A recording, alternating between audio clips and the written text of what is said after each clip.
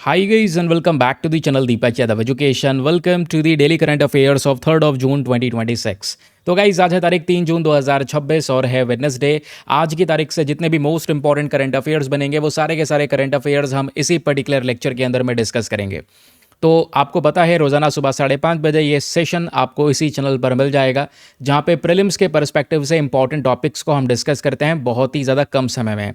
वैसे आज कोई ज़्यादा इंपॉर्टेंट खबरें नहीं हैं, ठीक है, क्वांटिटी कम है लेकिन क्वालिटी ज़्यादा है। 3 इंपॉर्टेंट खबरें हम डिस्कस करेंगे। पहले तो हम लोग एक पायमाना पोर्टल के बारे में बात करेंगे। थोड़ा इसका स्पेलिंग गलत हो गया है, इसको चेक कर लेना थंबनेल के अंदर में। आगे मैं इसके बारे में करेक्शन करवा दूंगा, don't worry. Khadi village industry commission news में है अलगोजा, वेरी वेरी इंपॉर्टेंट।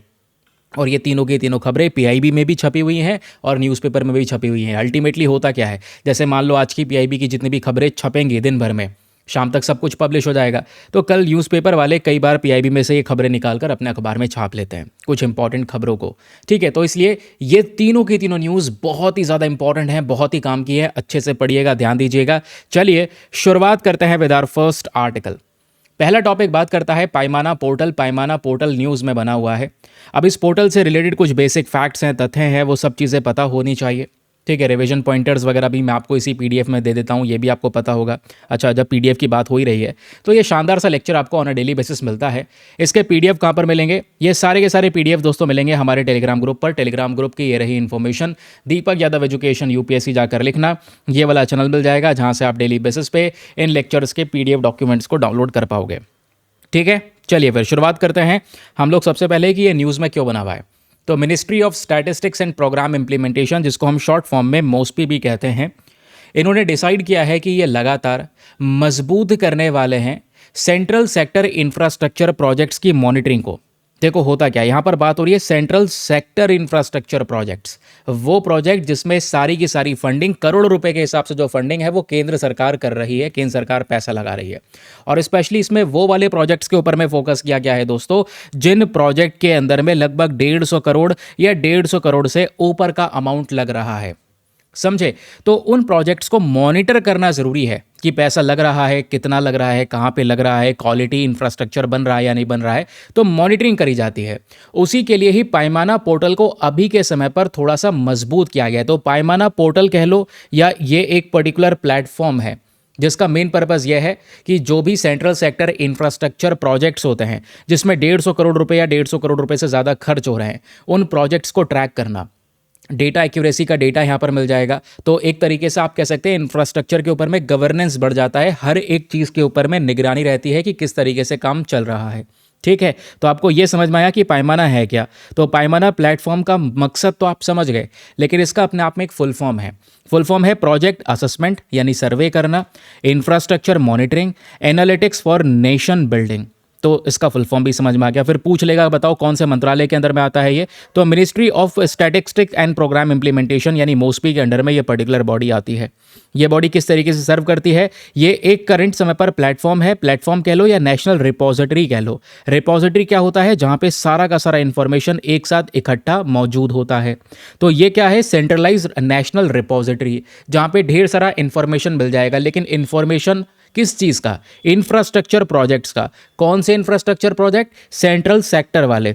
पूछ ले अगर कि सेंट्रल स्पॉन्सर्ड इंफ्रास्ट्रक्चर इसमें आ जाएंगे, तो नहीं। सेंट्रल स्पॉन्सर्ड इंफ्रास्ट्रक्चर्स कौन से होते हैं, जहां पर केंद्र सरकार के साथ साथ राज्य सरकार भी मिलकर पैसा खर्च कर रही होती है। तो यहां पे हम सेंट्रल स्पॉन्सर्ड वाले इंफ्रास्ट्रक्चर्स की बात नहीं कर रहे हैं मेरे दोस्त, सेंट्रल सेक्टर इंफ्रास्ट्रक्चर प्रोजेक्ट्स की बात कर रहे हैं। छोटी छोटी चीज़ें हैं और यहाँ पे गलती हो जाएगी, फिर हम सोचते हैं कि यार ये क्वेश्चन गलत कैसे हो गया। तो इस पोर्टल में क्या पर्पज़ है ये समझ में आ गया। नेशनल डेटा इसमें प्रेजेंट होगा। फिर क्वेश्चन है दोस्तों, ये जो पोर्टल है ये हेल्प किस में करेगा, मदद किस में करेगा। जितने इंफ्रास्ट्रक्चर प्रोजेक्ट्स हैं उनको मॉनिटर करना, एनालिटिक्स रिपोर्ट को तैयार करना, डेटा एक्यूरेसी को इंप्रूव करना, ऑपरेशनल एफिशिएंसी को बहुत ज़्यादा इंप्रूव करना, साथ ही साथ में एविडेंस बेस्ड डिसीजन मेकिंग करना, ये हमारा एक अल्टीमेट पर्पज़ है। फिर क्वेश्चन आता है अबाउट पायमाना पोर्टल। तो पायमाना जो पोर्टल है ये, इसको इंटीग्रेट करा गया है, करंट समय पर जोड़ा गया है किसके साथ में, department of promotion of industries and internal trade portal के साथ में, ठीक है। मतलब कहने का है इसको लिंक किया गया इसके साथ में, ताकि बेटर तरीके से की जो प्रोडक्टिविटी है वो और इम्प्रूव हो जाए। समझ में आ गया। अब पायमाना पोर्टल के फीचर्स क्या हैं, ये पर्पस क्या है, कौन से मंत्रालय में आता है, वो तो तथ्य हो गए आपके प्रीलिम्स के पर्सपेक्टिव से। आप थोड़ा मेंस में आ जाओ। मेंस में क्वेश्चन पूछ सकता है फीचर्स क्या है पायमाना पोर्टल के। तो पहला फीचर कि भाई ये एक सिंगल विंडो प्लेटफॉर्म है, एक ऐसा प्लेटफॉर्म जहां पर हम केंद्र सरकार के जो इंपॉर्टेंट इंफ्रास्ट्रक्चर प्रोजेक्ट्स हैं उनको एक ही जगह से मॉनिटर कर सकते हैं, क्योंकि ये एक ऐसा प्लेटफॉर्म होगा जहां पर सभी ministries, government department, implementing agencies सभी को यहाँ पे अलाउ किया जाएगा कि अपने अपने प्रोजेक्ट से रिलेटेड डिटेल्स को वो अपलोड करें, अपने प्रोजेक्ट प्रोग्रेस को ट्रैक करें, प्रोजेक्ट स्टेटस को रिव्यू करें, और जितने भी चैलेंजेस आ रहे हैं इन प्रोजेक्ट को इम्प्लीमेंट करने में उनको रिव्यू कैसे किया जाए इस पर भी यहाँ पर बात की जा रही है, उसको मॉनिटर करें। इससे क्या होगा, काम जल्दी जल्दी हो सकेगा, बेटर एफिशिएंट तरीके से हो सकेगा। अगर कोई प्रॉब्लम आ रही है तो बहुत तेज़ी से डिसीजन मेकिंग हो सकेगी, है ना। रियल टाइम डेटा अपलोड हो रहा होगा, प्रोजेक्ट के हर एक स्टेटस हमारे सामने होंगे, टाइमली हम हर एक चीज़ों को ट्रैक कर रहे होंगे। ये है इसका एक फ़ायदा। यानी कि यहाँ पर ना प्रोजेक्ट कितना पूरा हो गया है इसको लेकर जो डिपार्टमेंट, जो मंत्रालय के हाथ में काम है वो जवाबदेही बन जाएगा, अकाउंटेबिलिटी ज़्यादा बढ़ जाएगी, गवर्नेंस ज़्यादा बेटर हो जाएगा, प्रोजेक्ट की इन्फॉर्मेशन बेटर तरीके से हमारे पास में प्रोवाइड की जाएगी। जो अभी तक ये प्रॉब्लम हुआ करती थी, प्रोजेक्ट की इन्फॉर्मेशन मिस होती थी, रिपोर्टिंग इनकम्प्लीट होता थी, डेटा हमारे पास में नहीं होता था कि भाई 150 करोड़ या 150 करोड़ से ऊपर का प्रोजेक्ट लग रहा है बट कोई डेटा ही नहीं है, तो वो चीज़ें यहाँ पर अब नहीं होने वाली। गवर्नेंस, अकाउंटेबिलिटी बेटर तरीके से इंप्रूव होने वाली है। यह है पायमाना का मेन पर्पस। तो मेन पर्पस आप समझ गए, किस चीज़ को मॉनिटर करना, स्पेशली उन प्रोजेक्ट्स को जिनका जो प्रोजेक्ट कॉस्ट है वो 150 करोड़ या 150 करोड़ रुपए से ऊपर का होगा। उन्हीं प्रोजेक्ट्स की डिटेल्स इस पायमाना पोर्टल पे प्रेजेंट होगी। फ़ायदा क्या होगा हमने डिस्कस कर लिया, ट्रांसपेरेंसी बढ़ेगी, रिसोर्स यूटिलाइजेशन बेटर तरीके से हो सकेगा, है ना, इंफ्रास्ट्रक्चर गवर्नेंस बेटर हो पाएगा, और हम एक बढ़िया तरीके से सर्विलांस या निगरानी बना सकेंगे। सिंपल सी चीज़ है। अब देखो, भविष्य में कभी भी टॉपिक जो है दोबारा से पढ़ना हो सकता है, तो रिवाइज कैसे करें, क्योंकि GS paper number 2 government policies और स्कीम्स के पॉइंट ऑफ व्यू से ये आपका टॉपिक इंपॉर्टेंट है। ठीक है, तो ये आपको बेसिक फैक्ट्स दिए गए हैं, इसके थ्रू आप इसको रिवाइज कर सकते हैं कि पायमाना पोर्टल क्या है, इसको किसके थ्रू लॉन्च किया गया है, नेचर, फंक्शंस एंड ये क्या क्या चीज़ें प्रोवाइड करवाएगा, एंड कॉस्टिंग कितनी रहने वाली है, और इसका लास्ट में इंपॉर्टेंस। प्रीलिम्स और मेंस दोनों के पर्सपेक्टिव से हम लोगों ने पूरे के पूरे आर्टिकल को कवर किया। समझ में आ गया, बढ़िया तरीके से, थोड़ा सा समय लिया गया, एक बेहतरीन सा टॉपिक कवर हो गया। PIB, all India radio, Indian express, the Hindu, चारों में कॉमनली कवर हो रहा है। दैट मीन्स भाई जो एग्जामिनर है उसकी नज़र में भी है, इंपॉर्टेंट तो है टॉपिक। ऐसे ही सिमिलरली यहाँ पर आपको देखने को मिल जाएगा, ये भी पीआईबी में भी है, ऑल इंडिया रेडियो में भी है। आप लोगों ने बहुत रिक्वेस्ट किया है कि सर पीआईबी की न्यूज़ को इंक्लूड करो, तो वो इंक्लूड करी गई हैं ये। ठीक है, अब जैसे आप देख पाओगे ये इंडियन एक्सप्रेस में भी है, द हिंदू में भी है, अलगोजा न्यूज़ में है। अलगोजा क्या होता है दोस्तों, अलगोजा एक इंस्ट्रूमेंट है, म्यूजिकल इंस्ट्रूमेंट। ठीक है, गीत बजाने वाला एक यंत्र, और ये इंस्ट्रूमेंट कुछ ऐसा दिखाई देता है। कहोगे ये तो बांसुरी है, बांसुरी से डिफरेंट है भाई, ये बांसुरी सिंगल होती है, अलगोजा में 2 ऐसे इंस्ट्रूमेंट्स होते हैं, दोनों बांसुरी की तरह हैं। तो इसमें टेक्निक जो है बांसुरी के कंपैरिजन में काफ़ी डिफरेंट होती है। तो फ्लूट अलग है, अलगोजा अलग है। फ्लूट के अंदर में जो ये ब्रीथिंग टेक्निक्स यूज़ करते हैं वो सर्कुलेटिंग ब्रीथिंग टेक्निक होती है, वो डिफरेंट होती है। बहुत ही ज़्यादा टैलेंट चाहिए, बहुत ही स्किल्स चाहिए इस वाले पर्टिकुलर इंस्ट्रूमेंट को बजाने के लिए। तो आइए समझते हैं कि आखिरकार अलगोजा न्यूज़ में क्यों आया। ये आपका GS paper number 1 art and culture वाली झोली में जाने वाला है, तो वहाँ पे इसको शामिल कर लेना। तो मामला क्या है मैं आपको थोड़ा सा समझा देता हूँ। हाल ही की बात है, ये जो व्यक्ति हैं नाम है इनका ताग राम भील। ठीक है, एक जाने माने फोल्क आर्टिस्ट हैं। कौन से आर्टिस्ट? Folk artist. और ये कहाँ से आते हैं? राजस्थान से। तो एक्चुअली में क्या हुआ है, इनको रिसेंटली पद्मश्री अवार्ड से सम्मानित किया गया है। ठीक है, क्यों सम्मानित किया गया है? क्योंकि भाई ये वो व्यक्ति हैं जिन्होंने इस रेयर फोल्क इंस्ट्रूमेंट अलगोजा को, इसकी कला को बचा के रखा है। इन्होंने एक लंबे समय, मतलब आज के समय पर एक पहचान दी है इस पर्टिकुलर कला को। ये एक रेयर सा यहाँ पर एक कह सकते हैं कि इंस्ट्रूमेंट है, बहुत कम ही लोग जानते हैं। आप में से काफ़ी लोगों को अलगोजा के बारे में शायद पता नहीं होगा, मैंने पहले पढ़ा हुआ है, ठीक, आर्ट एंड कल्चर में पढ़ा हुआ है, तो अलगोजा के बारे में पता था। शायद आप लोगों ने नहीं पढ़ा होगा, पहली बार काफ़ी लोग पढ़ रहे होंगे या काफ़ी लोगों ने पढ़ा होगा। समझ रहे हैं? तो आप लोगों से क्वेश्चन बन सकता है कि भाई बताओ अलगोजा कौन से पर्टिकुलर इंस्ट्रूमेंट को बिलोंग करता है। तो एक ट्रेडिशनल फोल्क विंड इंस्ट्रूमेंट है। अब देखो, फोल्क होता है हिंदुस्तानी, कर्नाटक, ऐसे कुछ उल्टा सीधा यहाँ पर देकर मिक्स करके पूछ सकता है आप लोगों से, है ना। तो फिलहाल याद रखिएगा ये एक फोल्क विंड इंस्ट्रूमेंट है। इसमें 2 अलग अलग वुडन फ्लूट्स होते हैं, 2 बांसुरी का एक पेयर होता है, लेकिन इसको बांसुरी नहीं कहेंगे, इसको पूरे स्ट्रक्चर को अलगोजा कहेंगे। समझ रहे हैं? अब ये जो परफॉर्मेंस है या ये जो इंस्ट्रूमेंट है, ये मेनली राजस्थान, पंजाब, सिंध और वेस्टर्न इंडिया और पाकिस्तान के कुछ रीजन्स के अंदर में पॉपुलर है। माना जाता है कि भारत का एक बहुत ही ज़्यादा पुराना फोल्क विंड इंस्ट्रूमेंट है, ये बहुत ही ज़्यादा पुराना फोल्क विंड इंस्ट्रूमेंट। प्लीज़ याद रखिएगा ये किस प्रकार का इंस्ट्रूमेंट है, फोल्क विंड इंस्ट्रूमेंट। ठीक है, अब इसमें 2 वुडन पाइप्स होते हैं, जैसे मैंने आपको बताया, 2 फ्लूट्स, 2 बांसुरी आपको देखने को मिल जाती हैं। तो इसमें जो म्यूज़िक है फोल्क वाला और थोड़ा सा डेजर्ट रिलेटेड म्यूज़िक भी देखने को मिलेगा, यानी बैकग्राउंड वगैरह भी इसमें प्ले किया जा सकता है। तो इसमें 2 फ्लूट क्यों दी गई हैं, एक से क्यों नहीं काम हो सकता, तो ज़रा समझ लेते हैं। जो पहली फ्लूट है दोस्तों वो मेन ट्यून बजाती है। मान लो कोई सॉन्ग की ट्यून बजानी है तो पहली फ्लूट से मेन ट्यून बज रही होगी, और दूसरी वाली फ्लूट से जो है वो बैकग्राउंड साउंड बज रहा होगा उस मेन ट्यून के पीछे। आप समझ रहे हैं? तो इसमें कितनी कला चाहिए होगी, कितना स्किल चाहिए होगा एक व्यक्ति को ये इंस्ट्रूमेंट को प्ले करने के लिए। इसमें लेयर्स बाय लेयर्स को प्ले करना पड़ता है, तो ये आसान नहीं है। इसलिए बोला जा रहा है रेयर मेथड है, रेयर फोल्क ट्रेडिशन है, जो स्पेशली थार रीजन से बिलोंग करता है। ठीक है, कहाँ से? राजस्थान के थार रीजन से, ये एग्जैक्टली वहाँ से बिलोंग करता है। ठीक है, अब देखोगे जैसे मैंने आपको बताया कि इसमें मोस्ट इंपॉर्टेंट टेक्निक है सर्कुलर ब्रीथिंग, ये याद रखिएगा। सर्कुलर ब्रीथिंग क्या होती है? ये बहुत ही ज़्यादा स्पेशल टेक्निक होती है जिसमें लगातार इस इंस्ट्रूमेंट में हवा देनी होती है। ठीक है, फूंक मारनी होती है, एयर को ब्लो करना पड़ता है लगातार। ठीक है, सांस ले रहे हैं नाक से और मुंह से, यहाँ पर उसमें जो फ्लूट है उसके अंदर में हवा दे रहे हैं, फिर उसको बजा भी रहे हैं उसके होल्स को कंट्रोल करके। तो इससे अनइंटरप्टेड म्यूजिक लगातार चलता है, और जो बीच बीच में नोट्स के बीच में जो ब्रेक होता है वो सब टूट जाता है, मतलब ख़त्म हो जाता है, एलिमिनेट हो जाता है। यानी लगातार एक बहुत ही मेलोडियस जो ट्यून है वो यहाँ पे लगातार बजती है बिना किसी ब्रेकिंग के। यह है सर्कुलर ब्रीथिंग टेक्निक। समझ गए? आई होप ये भी क्लैरिटी मिल चुकी है। याद रखेगा फोल्क ट्रेडिशन का इंस्ट्रूमेंट है। अब फोल्क ट्रेडिशन का इंस्ट्रूमेंट है तो फोल्क हेरिटेज का वो जो धरोहर है हमारी, वो कल्चर हेरिटेज है जो थार डेजर्ट से एसोसिएटेड है, उसको यहाँ पर आज तक बचा के रखा हुआ है तागराम भील जी ने, जिसकी वजह से इनको पद्मश्री अवार्ड से रिसेंटली सम्मानित किया गया है। ठीक है, क्लियर हो गया? अब ये अवार्ड के बारे में बेसिक बातें क्लियर हो गई। अब कुछ भी फैक्ट्स आपने रिवाइज करने हो तो you can revise these facts from these important points. ठीक है, छोटे छोटे पॉइंट्स आपको दिए गए हैं, आराम से आपका रिवीजन भी हो जाएगा, काम भी हो जाएगा। चलिए अगली सेशन पर चलते हैं। ठीक है, कोई भी अननेसेसरी चीज़ नहीं मिलेगी, इसलिए यहाँ पर आपका थोड़े समय में ही कुछ इंपॉर्टेंट सेशन यहाँ पे ख़त्म हो जाता है। इसलिए जितने भी लोग फर्स्ट टाइम चैनल पर जुड़े हैं, मेक श्योर करें चैनल को सब्सक्राइब कर लें, ताकि डेली बेसिस पे सुबह सुबह 5:30 बजे ये वीडियो आप लोगों तक पहुँच सके। ठीक है, चलिए अब ये जो खबर है हमारे सामने, ये काफ़ी ज़्यादा इंटरेस्टिंग है, इंपॉर्टेंट है। हम बात कर रहे हैं खादी विलेज इंडस्ट्री कमीशन के बारे में।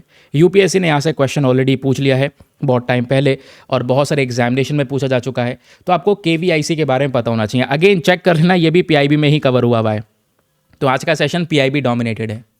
न्यूज़ में यहाँ पर क्यों है? क्योंकि खादी विलेज इंडस्ट्री कमीशन ने हाल ही में एक बहुत इंपॉर्टेंट माइलस्टोन को अचीव किया है 2025-26 में। माइलस्टोन यह है कि इन्होंने, खादी विलेज इंडस्ट्री कमीशन का मेन पर्पस है जो खादी वाला कपड़ा होता है उसको बेचना, या खादी वाले जो प्रोडक्ट्स हैं स्पेशली यहाँ पर उसको ज़्यादा से ज़्यादा बेचना। तो अभी रिकॉर्ड सेल हुआ है 2025-26 में, और ये सेल हुआ है 1.87 लाख करोड़ रुपीज़ का, जिस वजह से यहाँ पर ये पूरा का पूरा आर्टिकल छपा है। इससे क्या होता है कि भारत की जो रूरल इकॉनमी है वो इंप्रूव हुई है, लोगों को रोज़गार मिला है, जो विलेज की खादी इंडस्ट्रीज़ हैं वो ग्रो हुई हैं क्योंकि सेल बढ़ी है। दैट मीन्स यहाँ पर वो इंडस्ट्रीज़ ग्रो हुई हैं। तो इस वजह से यहाँ पर khadi village industry commission news में है, क्योंकि इनका नया रिकॉर्ड सेल का डेटा पब्लिश हुआ है। तो है क्या एक्चुअली में खादी विलेज इंडस्ट्री कमीशन, ज़रा बात कर लेते हैं। पहली चीज़, ये स्टैचुरी बॉडी होती हैं। 2 प्रकार की बॉडीज़ होती हैं। एक वो बॉडी होती है जो कॉन्स्टिट्यूशनल होती है, भाई आप लोगों को पता है ना, जो कॉन्स्टिट्यूशनल बॉडीज़ होती हैं वो संविधान के अंदर में उनके बारे में मेंशन किया गया है। लेकिन जो स्टैचुरी बॉडीज़ होती हैं वो स्टैचुरीज बॉडीज़ एक एक्ट ऑफ पार्लियामेंट के माध्यम से बनाई जाती हैं, कानून के माध्यम से बनाई जाती हैं। अब खादी विलेज इंडस्ट्री कमीशन को बनाने के लिए कौन सा एक्ट है? Khadi and village industry commission act 1956, ये याद रखिएगा। ठीक है, ये बॉडी कौन से मंत्रालय के अंडर में काम करती है? एमएसएमई के अंडर में काम करती है, ministry of micro small and medium enterprises. अच्छा, यहीं पर मैं आप लोगों से शौक देने के लिए पूछ लूँ, अभी जो हमने फर्स्ट आर्टिकल में पढ़ा था पायमाना पोर्टल, ये पायमाना पोर्टल कौन से मिनिस्ट्री के अंदर में आता है? ज़रा बता सकते हो? नीचे कमेंट सेक्शन में बता सकते हो तो यार जल्दी से बताओ, बहुत ज़्यादा ज़रूरी है। यहीं पर आगे पीछे नहीं करना है वीडियो को, यहीं पर हाथों हाथ वीडियो पॉज करो और जल्द से जल्द यहाँ पर बताओ। ठीक है, फिलहाल अभी हम बात कर रहे हैं केवीआईसी के बारे में। तो khadi village industry commission ministry of micro small medium enterprises के अंदर में आता है। इस पूरे बॉडी का मेन पर्पस क्या है? मेन पर्पस है जो अलग अलग डेवलपमेंट प्रोग्राम्स होते हैं वो प्लान करना, विलेज के अंदर में जो विलेज इंडस्ट्रीज़ हैं या खादी इंडस्ट्रीज़ हैं उनको प्रमोट करना। अब खादी इंडस्ट्रीज़ जब प्रमोट होंगी, खादी कपड़ा बिकेगा, तो उस इंडस्ट्री से रिलेटेड जो बहुत सारे वर्कर्स हैं, जो रोज़गार जिनको मिला हुआ है, ठीक है, उनकी भी एक ग्रोथ होती हुई नजर आएगी, तो रोजगार मिलेगा, एम्प्लॉयमेंट बढ़ेगा, तो यहाँ पर लोगों का जो लिविंग ऑफ स्टैंडर्ड है वो इंप्रूव होगा, एंटरप्रेन्योरशिप यहाँ पर इंक्रीज हो रहा होगा। समझ रहे हैं? तो केवीआईसी की कुछ इंपॉर्टेंट स्कीम्स हैं, उनको इफेक्टिव तरीके से लोकल लेवल पर लागू करने के लिए हमने इसी के अंतर्गत एक और बोर्ड बना रखा है, विच इज केवीआईबी। देखो, केवीआईसी यहां पर डिफरेंट है, खादी विलेज इंडस्ट्रीज कमीशन अलग है, और ये khadi and village industry board जो है यहां पर आपको ये बिल्कुल अलग देखने को मिल जाएगा। तो ये आपको यहां पर समझ में आया? ठीक है, केवीआईसी के मेन जो ऑब्जेक्टिव्स हैं उसको थोड़ा कवर कर लेते हैं। अच्छा, अभी हम डिस्कस कर रहे थे केवीआईसी और केवीआईबी के बारे में। तो केवीआईबी को जब बात देखोगे तो हमने इसको एज अ स्टेट लेवल पर बना रखा है। केवीआईसी सेंट्रल लेवल पर एक ब्रॉड लेवल पे काम कर रहा है, लेकिन स्टेट लेवल पर काम करने वाला जो बॉडी है वो केवीआईबी, ये बोर्ड्स हैं। ये बोर्ड क्या करते हैं, ये इसी केवीआईसी की जो स्कीम है, खादी विलेज इंडस्ट्री कमीशन की जो प्रोग्राम्स हैं, उनको अलग अलग अपने राज्यों के अंदर में लागू करने का काम करते हैं। ठीक है, तो स्टेट लेवल पर बोर्ड केवीआईबी बोर्ड है, और सेंट्रल लेवल पर जो बोर्ड है वो आपका केवीआईसी नहीं, वो पूरा कमीशन है, khadi and village industry commission. अब इस केवीआईसी का मेन पर्पस क्या है? एम्प्लॉयमेंट जनरेशन करना। ठीक है, लोगों को एम्प्लॉयमेंट अपॉर्चुनिटीज़ प्रोवाइड करवाना, रूरल एम्प्लॉयमेंट अनएम्प्लॉयमेंट को कम करना। ठीक है, गाँव के अंदर में जो बेरोजगारी है स्पेशली यहाँ पर उन क्षेत्रों में कम करना, ये मेन पर्पज़ है। लाइवलीहुड प्रमोट करना, और सबसे इंपॉर्टेंट चीज़ आत्मनिर्भर भारत को प्रमोट करना। हम अपने देश का कुछ इंपॉर्टेंट मटेरियल्स ज़्यादा से ज़्यादा प्रमोट कर सकें, ये हमारा मेन पर्पज़ है। रॉ मटेरियल को प्रोसेस करना, जो खादी प्रोडक्ट्स हैं उनको प्रमोट करना, विलेज इंडस्ट्री प्रोडक्ट्स को प्रमोट करना, हाथ से बनाए गए जो यहाँ पर कलाकारी है लोगों की उसको प्रमोट करना। कैसे प्रमोट करना? उन सभी लोगों को एक मार्केटिंग सपोर्ट दिया जाता है, उनके ब्रांड की प्रमोशन की जाती है, सेल्स एक्सपेंशन पे काम किया जाता है, एग्जीबिशन और ट्रेड फेयर्स के ऊपर में एग्जैक्टली काम किया जाता है। फिर बात आती है दोस्तों रिसर्च एंड डेवलपमेंट के बारे में। तो खादी विलेज इंडस्ट्री कमीशन आज अलग अलग टेक्निक्स में रिसर्च को भी प्रमोट करता है कि कैसे हम लोग यहाँ पर अलग अलग प्रकार से प्रोडक्शन कर सकते हैं, टेक्नोलॉजी को अपग्रेड करने की बात करता है। और एट दी लास्ट यही खादी विलेज इंडस्ट्री कमीशन जो है ये रिस्पॉन्सिबल है for ensuring genuineness of khadi products. ये वही बॉडी है जो खादी जितने भी प्रोडक्ट्स आपको देखने को मिल जाएंगे उनकी क्वालिटी को भी यहाँ पर ये इंश्योर करता है कि हाई क्वालिटी का प्रोडक्ट लोगों तक पहुँच सके। ठीक है, अब कभी भी रिवाइज करना हो तो आप बहुत इजीली रिवाइज कर सकते हैं फ्रॉम दीज रिवीजन पॉइंटर्स। ये देखिए छोटे छोटे फैक्ट्स आपको दिए गए हैं। केवीआईसी, इसका नेचर, नोडल मिनिस्ट्री क्या है, नेचर क्या है भाई, स्टैच्यूटरी बॉडी है, अभी इस एक्ट के माध्यम से बनाई गई है, मिनिस्ट्री ऑफ एमएसएमई के अंडर में आता है।